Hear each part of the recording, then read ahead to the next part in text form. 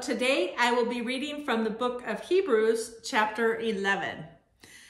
Now, faith is confidence in what we hope for and assurance about what we do not see. This is what the ancients were commended for. By faith, we understand that the universe was formed at God's command so that what is seen was not made out of what was visible. By faith, Abel brought God a better offering than Cain did. By faith, he was commended as righteous when God spoke well of his offerings. And by faith, Abel still speaks, even though he is dead. By faith, Enoch was taken from his life so that he did not experience death. He could not be found because God had taken him away. For before he was taken, he was commended as one who pleased God. And without faith, it is impossible to please God, because anyone who comes to him must believe that he exists and that he rewards those who earnestly seek him. By faith, Noah, when warned about the things not yet seen, in holy fear built an ark to save his family. By his faith, he condemned the world and became heir of the righteousness that is in keeping with faith.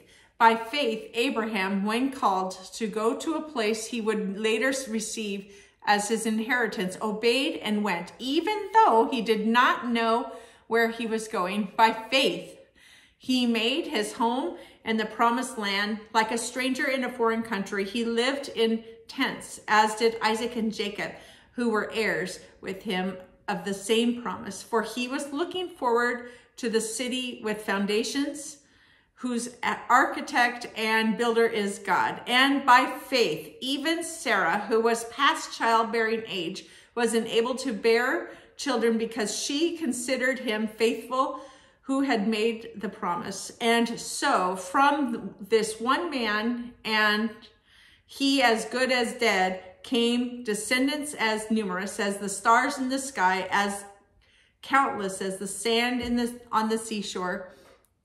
All these people were still living by faith when they died.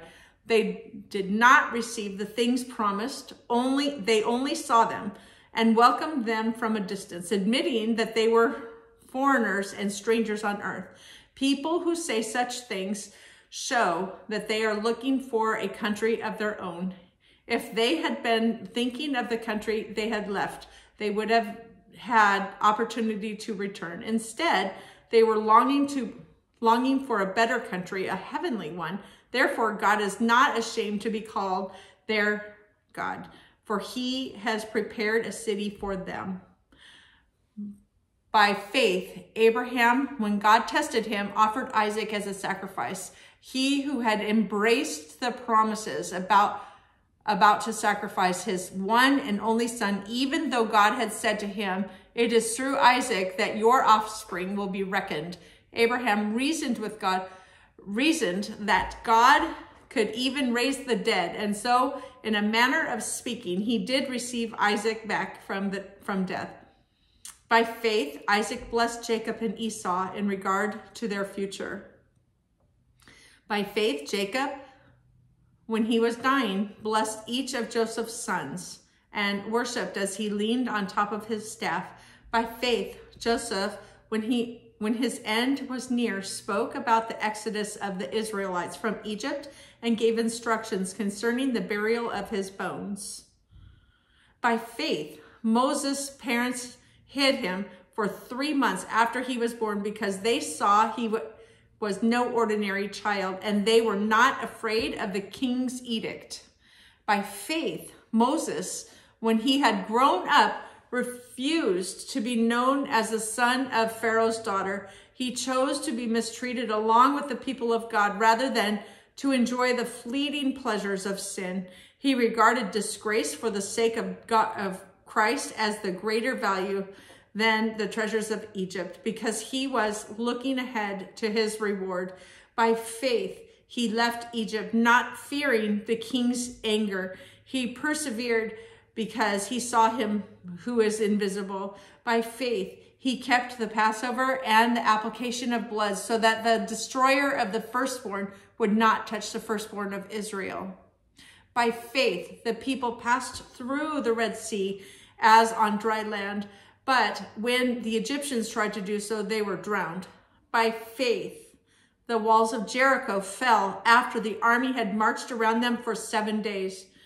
By faith, the prostitute Rahab, because she welcomed the spies, was not killed with those who were disobedient. And what more shall I say? I do not have time to tell about Gideon, Barak, Samson, and Jephthah, about David and Samuel and the prophets, who, though faith conquered kingdoms, administered justice, and gained what was promised, who shut the mouths of lions, quenched the fury of the flames, and escaped the edge of the sword, whose weakness was turned to strength, and who became powerful in battle and routed foreign armies. Women received back their dead, raised to life again. There were others who were tortured, refusing to be released so that they might gain an even better resurrection.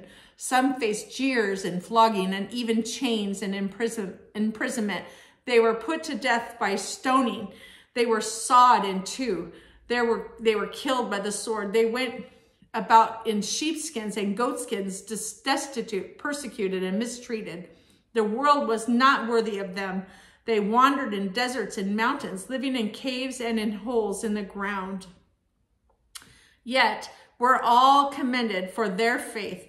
Yet none of them received what had been promised, since God had planned something better for us, so that only together with us would they be made perfect.